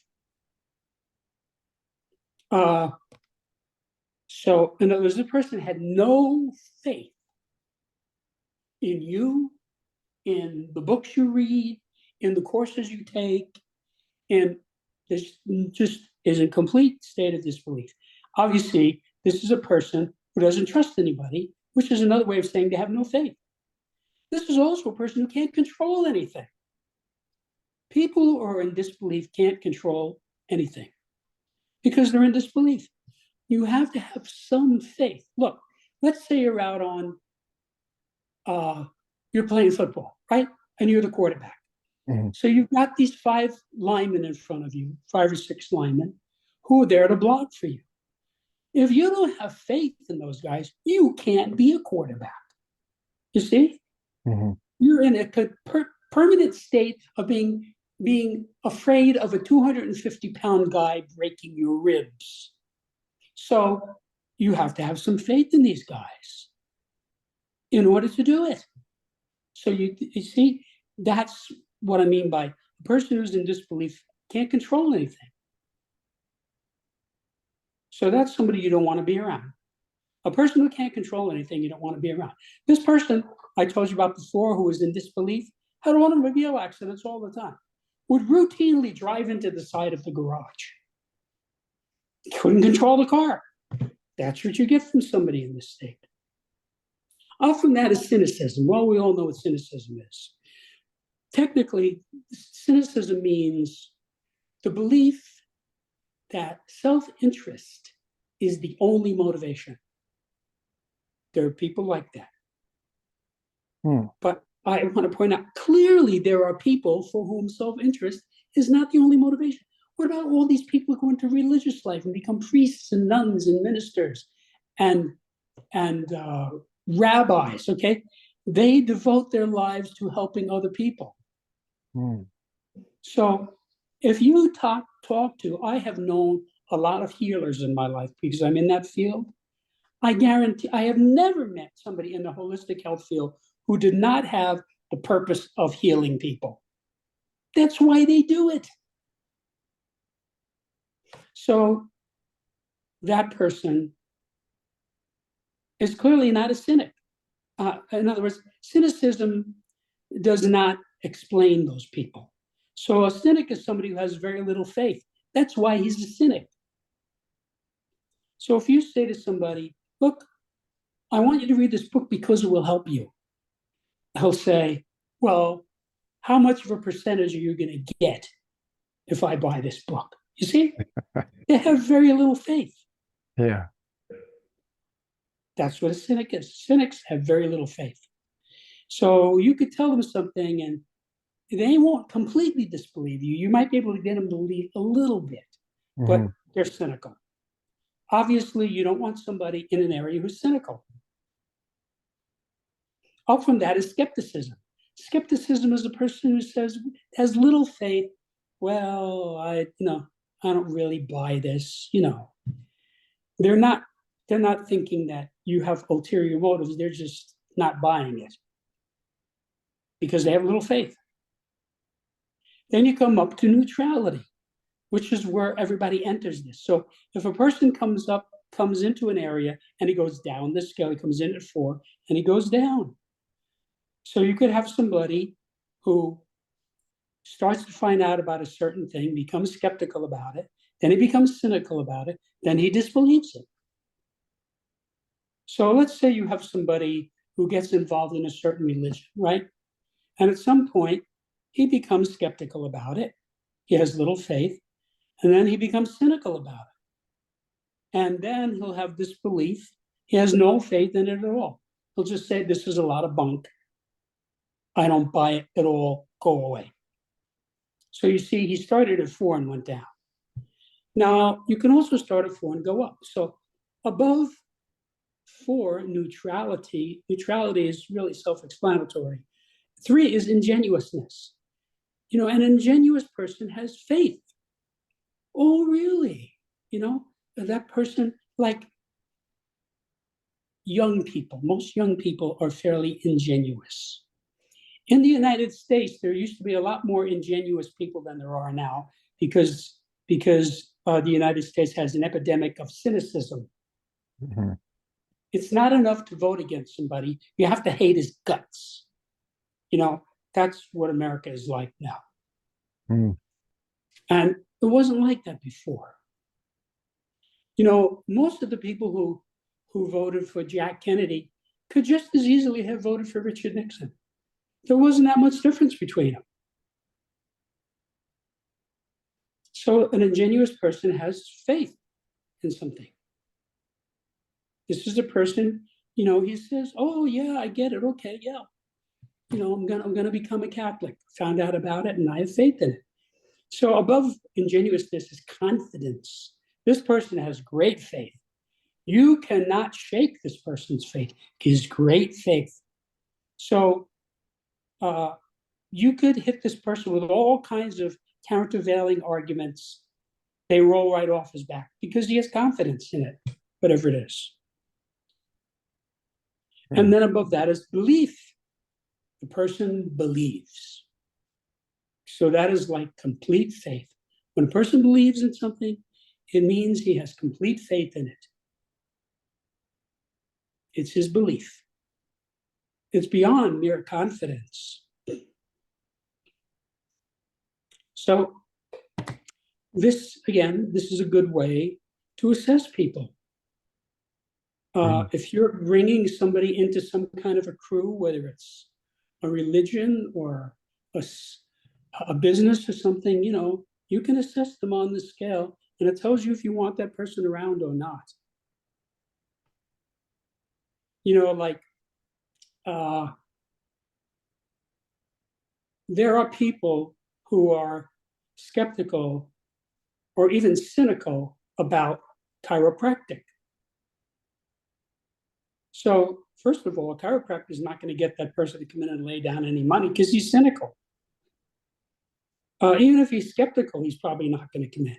If he's at neutrality, you could say to him, you know, I can help you with your back difficulties. Oh, really? Okay, let me adjust you. See, and the guy gets adjusted, he feels better. Then he moves up to level 3 and he has faith in it. He doesn't have great faith, but he has some faith. So this is really good for assessing people. So, you know, like if you are, let's say you're LDS, right? Meaning a Mormon, and you're going out with a girl and she's not a Mormon. Well, if she says, don't give me that Mormon bunk, it's a lot of hooey, I don't want to hear about it, okay? She's probably at either disbelief or cynicism about it. That probably is not going to work if you're going to stay a Mormon. All right. So that could be somebody you say, well, have a nice life, goodbye. So, but it depends, you know, I mean, there are some people who don't care if somebody is a Jew, if somebody is a Protestant, if somebody is a Buddhist, or they don't care, you know. And either way, they can still have a relationship with the person. I once knew somebody who had a very low opinion of Christians. I was raised as a Christian, like most of the people in the United States. And so, you know, I just said, okay, I didn't talk about it with this person. because I'm going to get the same, cynical stuff. So if a person is at the bottom of this scale, you don't want to discuss it because it's not going to do any good. Mhm. And that's with. Any questions? Yeah. Now, I'm sure you've heard, you got to have some level of skepticism about things. Does that necessarily make you a skeptic? Or, Well, let me put it this way. I've been cheated online enough times now, and had to go to my bank, and tell them about fraud and everything, and they cancel your card. I'm sure you know how that works. Mhm. That I have become very leery of anything online. Okay, so you Right. could say in that area, I'm skeptical, Mhm. right? Yeah. So it's a self-protective thing, because there's all kinds of criminals out there who use online scams to cheat people. Right. And an ingenuous person can be cheated by these people. Skeptical person, not so easy. So, there's some truth to that. I talk about this in the chapter. Mhm. In society, you have to sort of know when to be skeptical and when not to be skeptical. I spent a lot of time around sports teams and athletes. There was no skepticism anywhere on the horizon for me. We got along, I trusted them, I liked them, we believed a lot of the same things. So, it was like, I have faith in exercise, I have faith in fitness, I have faith in lifting weights. So I didn't see any need for skepticism. Now, a lot of people screw themselves because of their skepticism and cynicism and disbelief. I run into people all the time who I'm trying to hire them and give them money, and they have like a cynical view about it. And so, they're just screwing themselves out of an opportunity. Mm. So you sort of have to know how to use this. Mm. Or But responsibility. there are a lot of people who, I just know there's no point in talking to this person on this subject anyway. Right. Yeah. Makes sense. Yeah. All right. Next. Okay, the scale of equanimity. So let me tell you what equanimity is.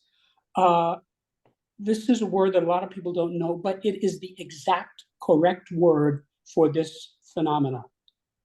Equanimity means even-mindedness. So this is a person who is calm, stable. This is what you want from a person. You want a person with equanimity. There's no downside to equanimity. So the most famous example of this is Jesus is on the cross, and he says, Father, forgive them, for they know not what they do. That is the ultimate equanimity.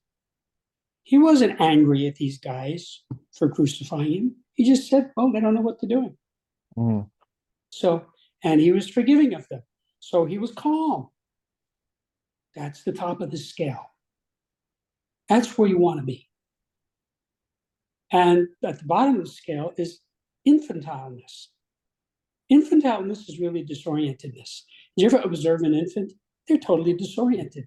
They can't really see. They don't know the language. They can't walk. They're disoriented. Mm-hmm. It's hard to get their attention. You have to like shake the rattle to get them to hear it and put it in their hand. Mm-hmm. They're disoriented. Or somebody who's in shock is disoriented. Now let's look at the axis, the dotted line on the right. So what is the manifestation of equanimity? It's complete self-control, security, and emotional stability. And at the opposite extreme is no self-control, no security, and no emotional stability. So obviously, that's not who you want around. So that describes equanimity. What is the state of equanimity? It is when you have complete self-control, security, and emotional stability. You're not insecure, you're emotionally stable, you don't get upset, you don't get angry, you don't get resentful. All of that stuff goes away at the top of this scale. So this is a linear scale, meaning there's no apparent congruence between level 1 and 7. It's a gradual scale, meaning you have intervening levels where you gradually go from one level to the next. And it's a general scale, meaning you spot somebody on this scale, that's it. You've got it. You're done. You can spot another person on this scale. This is not context driven. There are people of great equanimity and people of little equanimity. It's not a context thing. Now, you might, if you really want to stretch it, you might be able to squeeze it into a contextual frame of reference, but this is a general scale as far as I'm concerned. So let's look at the bottom. Now, notice the levels of this. These levels correspond to maturity, don't they? Infantileness, brattiness, childishness, adolescence, adultness, maturity, and wisdom. Well, all over the world, for thousands of years, the wise man was in charge, right? You go to the Native Americans, the chief was an elderly person, right? You look at our government, it's elderly people, because those are the people who have the wisdom. Now, obviously, there are some young people who are wiser than some old people. Some old people, the fact that you are chronologically old doesn't mean you're wise. But generally speaking, the people who develop wisdom are usually older people. Now, when I first found this scale, I thought for years it was a scale of maturity. I called it the scale of maturity. But as I worked with it and researched it, I came to realize that the maturity was a manifestation of equanimity. So an infant is infantile because he has no equanimity, meaning he gets upset easily.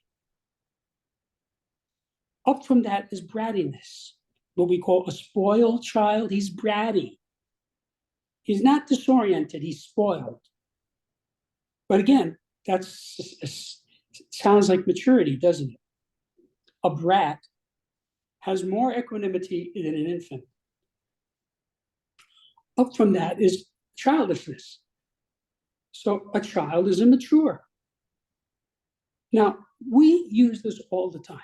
You know, like a girl goes out with a guy, she doesn't like how he behaves. You say, well, what don't you like about him? She'll say, he's immature. He acts like a child, right? Obviously, that's derogatory.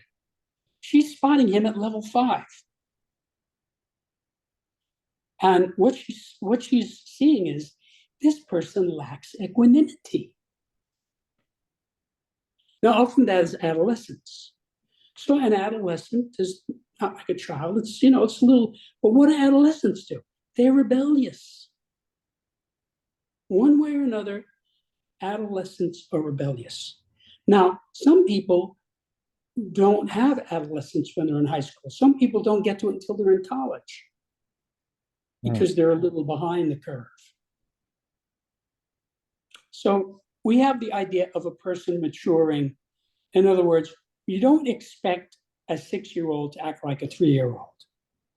When a 6-year-old acts like a 3-year-old, we say, he's bratty. See, you're spotting him at level 6.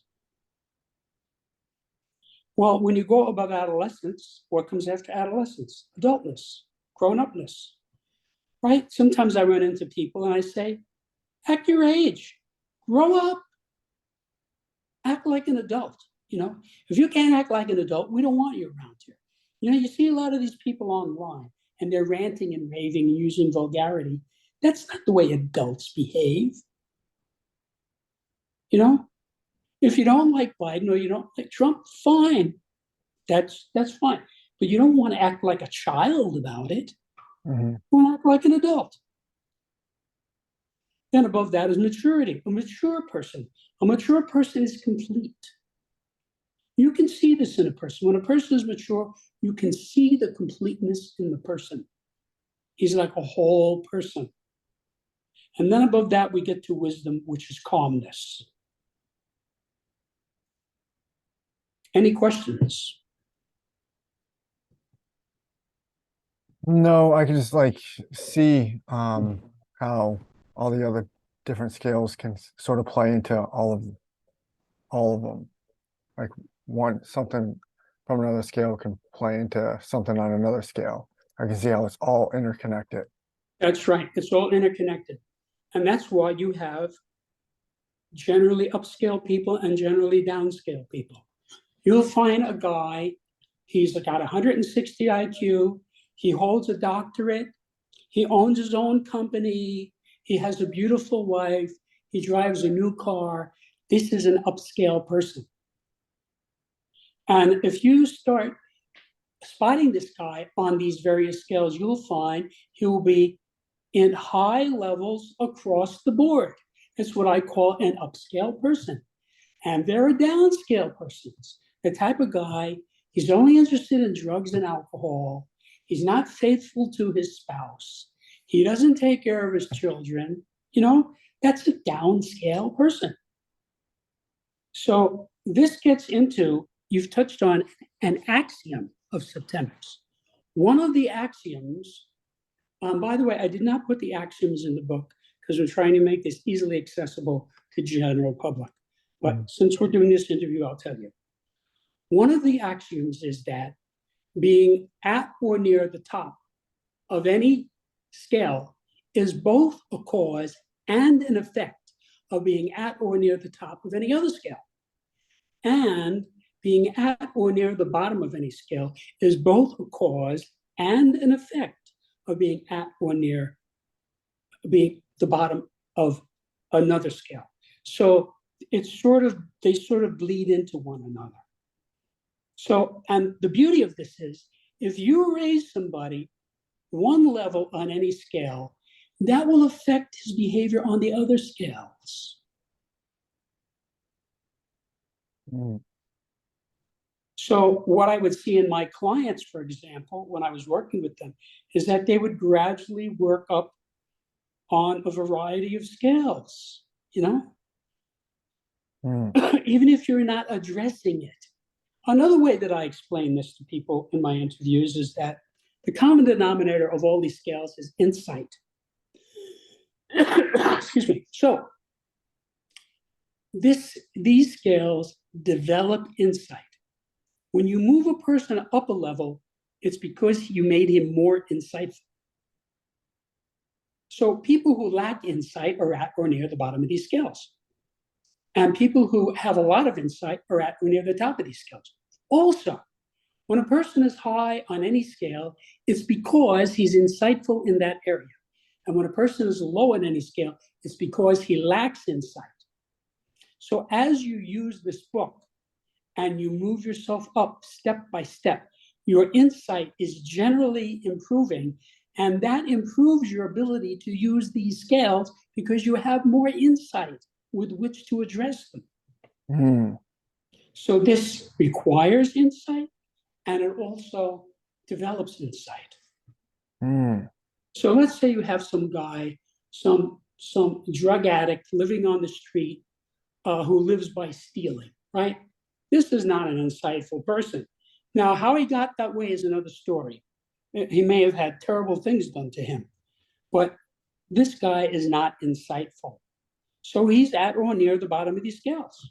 And you could go through these scales and you'll find he's at or near the bottom on most of the scales.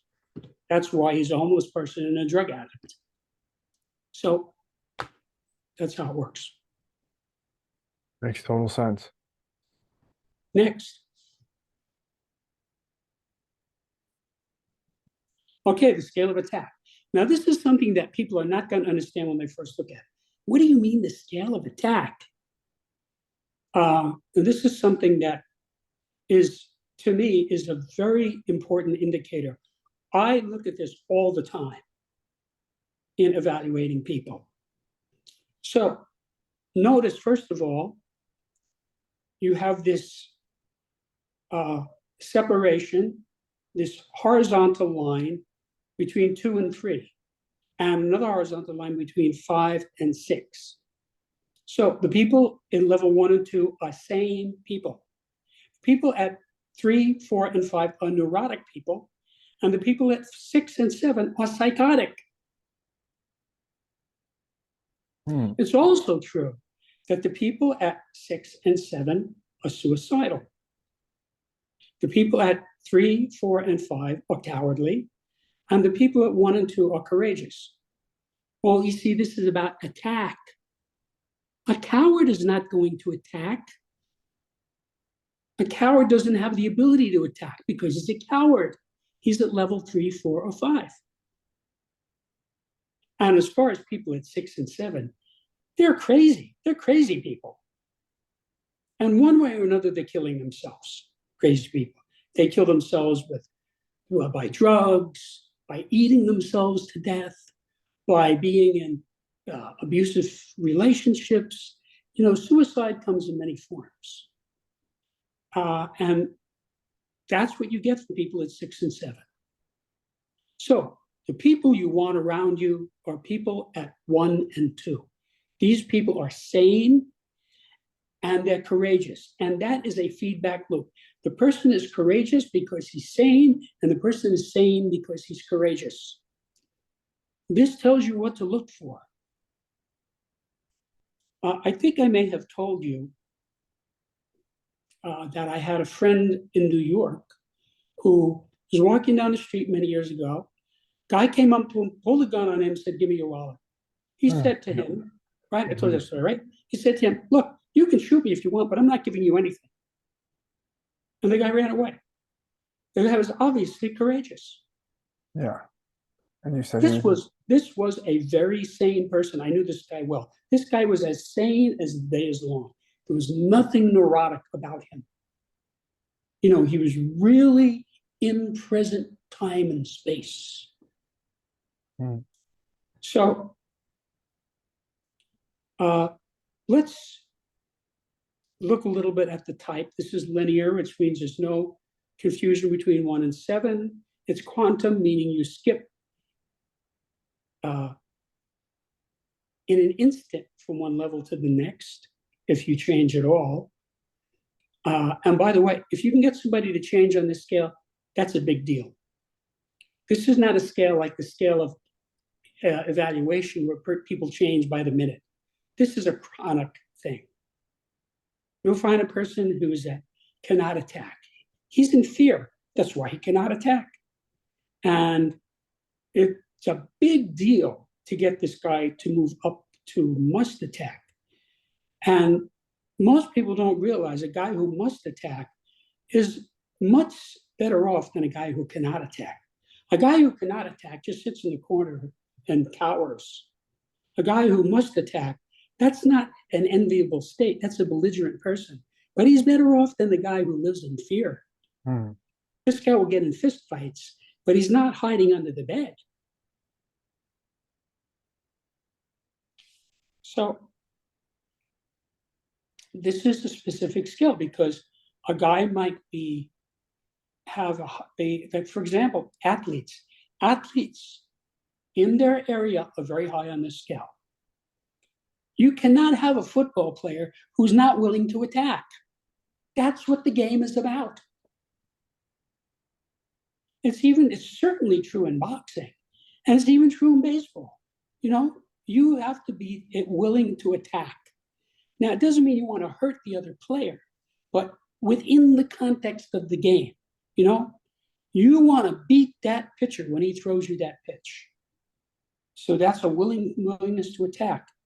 You know, there are a lot of people who can't play baseball because they're afraid of getting hit by the pitch. They're cowardly.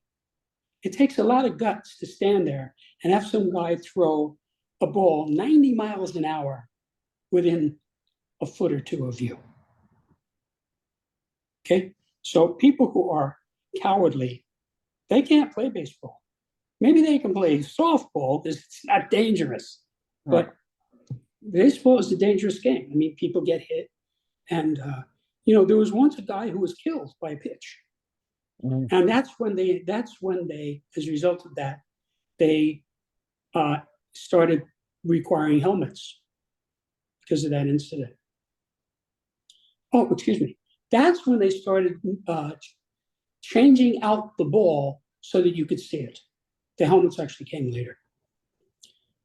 But in the early days of baseball, the ball would be like brown from dirt and grass and whatever else you put on it, and you couldn't really see it. And so after a guy got killed, they said, that's it.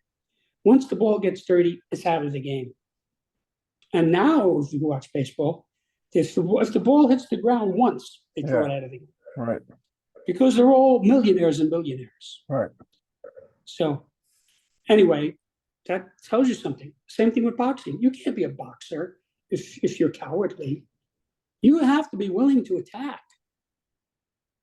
You're going to get hit. And if you are cowardly, don't be a boxer. Go, play checkers or something. So let's start at the bottom here. Must not be attacked. This person is hysterical. This is a person who's running, oh, they must not attack. They must not attack. This person is so cowardly that it's hysterical. This person is hysterical. That's what a hysterical person is. A hysterical person must not be attacked. Obviously, this person is crazy, or they wouldn't be hysterical. And believe me, this is a suicidal state because you can't survive that way. Up from that is must be attacked. This is the masochist. This person must be attacked.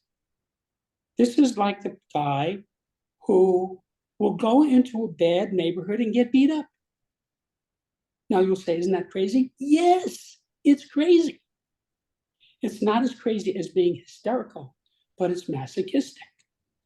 It's a form of suicide. Like a smart guy won't go into a bad neighborhood. Okay? He'll just go around it. Unless he's with 5 guys and they all have guns. Now, when you cross over from psychotic into neurotic, you get to the person who cannot attack. This person lives in fear. This person is the type of person who wants to defund the police. Because what do the police do? They attack the criminals. Guy robs a bank. He's running from the bank with the loot in one hand and a gun in the other. The policeman says, stop. The guy doesn't stop. He shoots him in the leg. So this is the type of person who says, oh, that's terrible. We can't have that going on. That's not nice. That person is neurotic.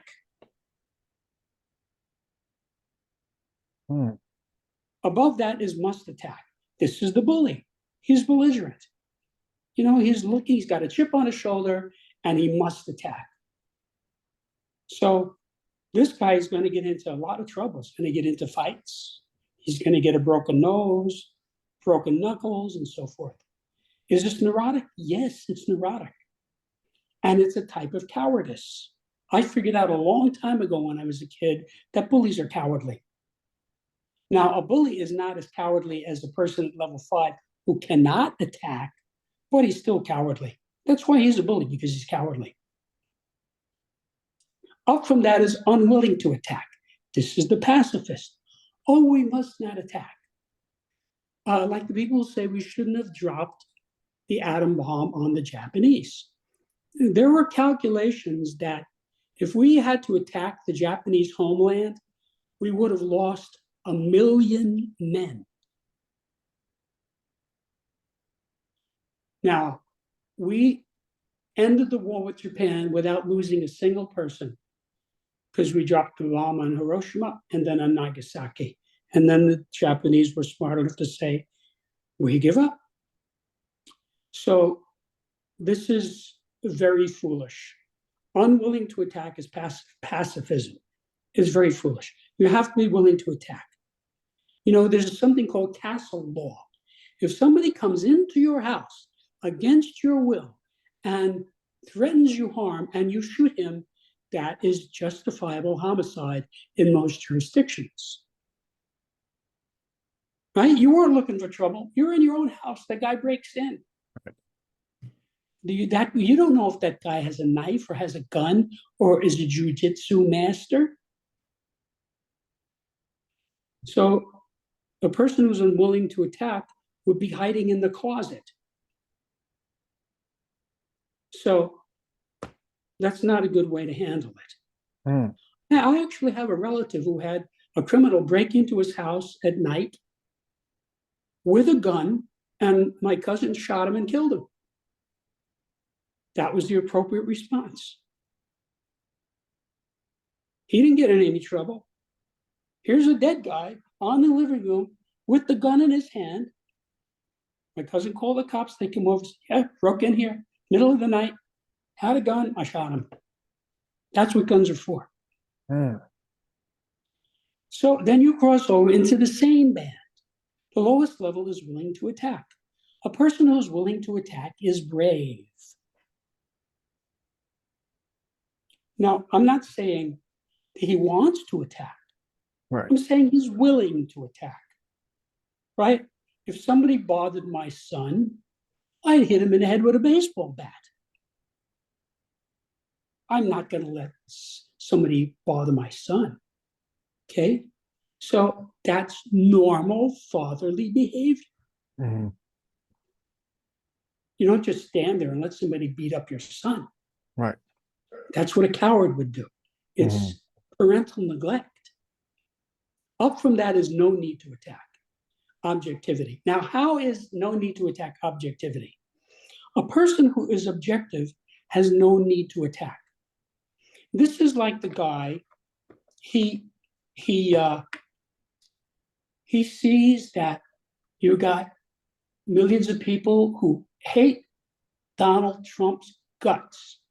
And then you got millions of people who hate Biden's guts, okay? He doesn't hate either one of them. He's objective. He says, yeah, this guy has these traits, this guy has these traits. How he votes is another thing completely. But he's objective. So if you come around to this guy and say, I'm a Trump supporter, he's not going to attack you. He has no need to attack. He says, oh, that's interesting. Because he's objective. And the same guy, you come to him, go to the guy and say, oh, I'm a Biden supporter.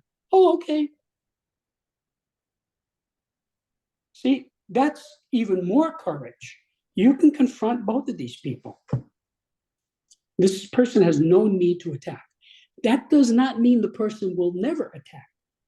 It's just he has no need to attack.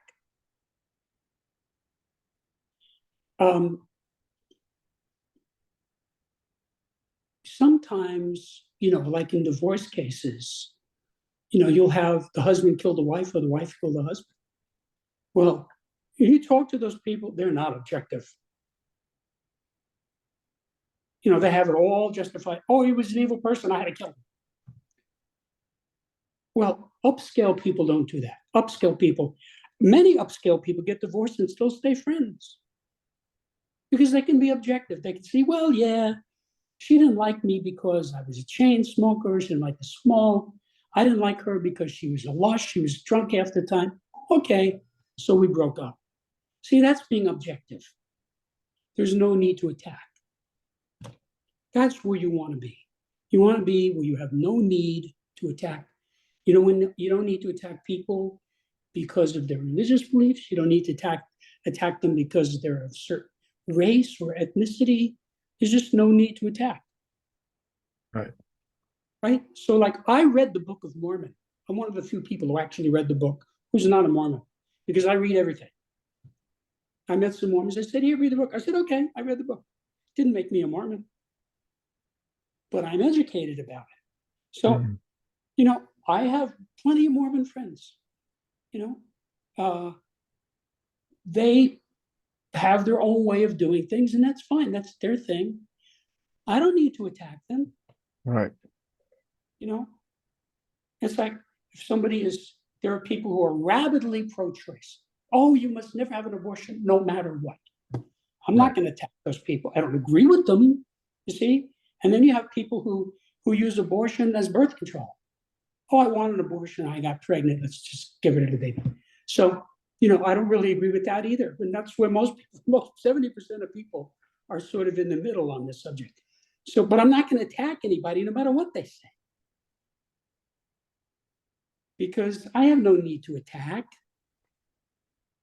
Now, if the guy comes at me with a gun or a baseball bat, I'll defend myself. I want to kill you because you're pro-choice. Okay, well, good luck, because I'm a pretty good marksman. But that's like crazy people. Those are people at the bottom of the scale. Mm-hmm.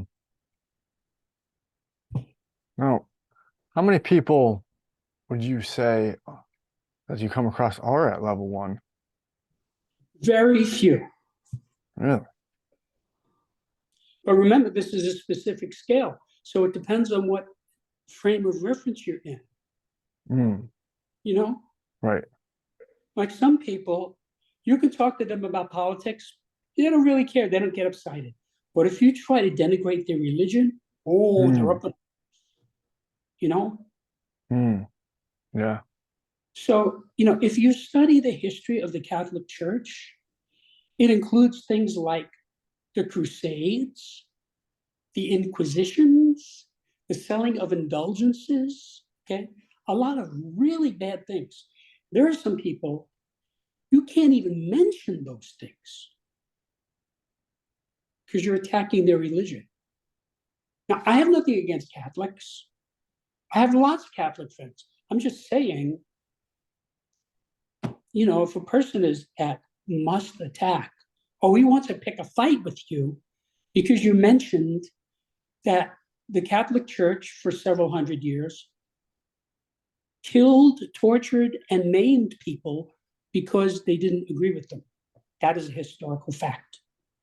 Right. Talking about thousands of people. That is a fact. So I'm not saying that makes me hate Christians. The facts are what the facts are. So, Right. I don't have a need to attack about really much of anything. I mean, when I was a kid, I did. I remember somebody said something about my mother, and I beat his brains in. They had to pull me off him. Where I came from, you didn't say anything about somebody's mother or sister. Doesn't matter if it's true or not. Mothers and sisters were to be respected. It's like in the church. I knew some tough guys who were very religious. If you were to do anything to the church, you'd be in a lot of trouble. There's a story that I happen to know of when I was a kid. There was a rich church near me. And some of the, I don't know what the word is, the things they have in the church that are made of silver and gold, I don't know what the word is.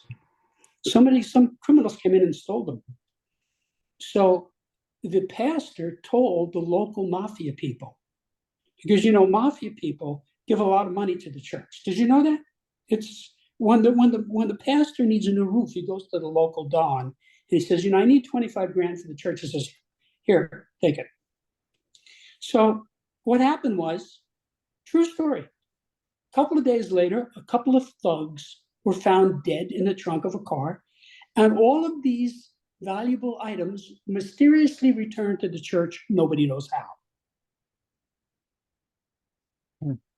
Okay? So the pastor knew how to get his stuff back. One of his parishioners, this was in an Italian neighborhood, happened to be a mafia don. He told him, and the stuff came back. Buddy Hackett tells the same story about his luggage. When he went to Las Vegas in the 50s, he didn't know what was going on. They brought him in as a comedian, and somebody stole his luggage. So he goes to the hotel, they give you a room. They said, where's your luggage? I don't know, somebody stole it. Oh, really?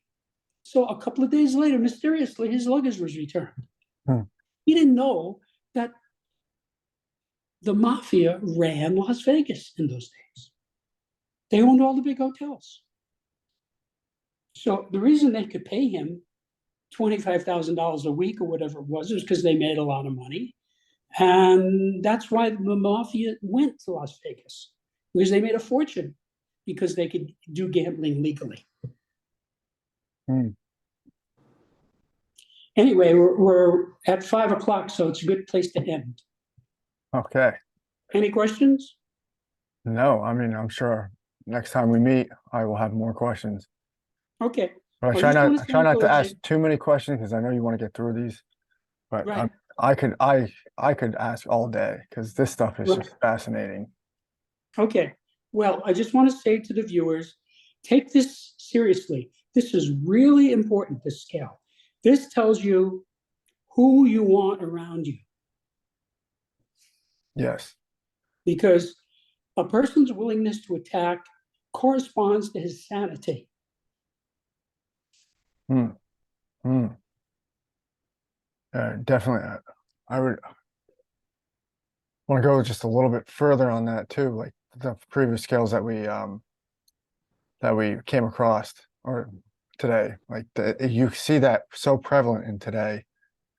So you definitely get people pegged just by listening to that. You That's right. explaining these.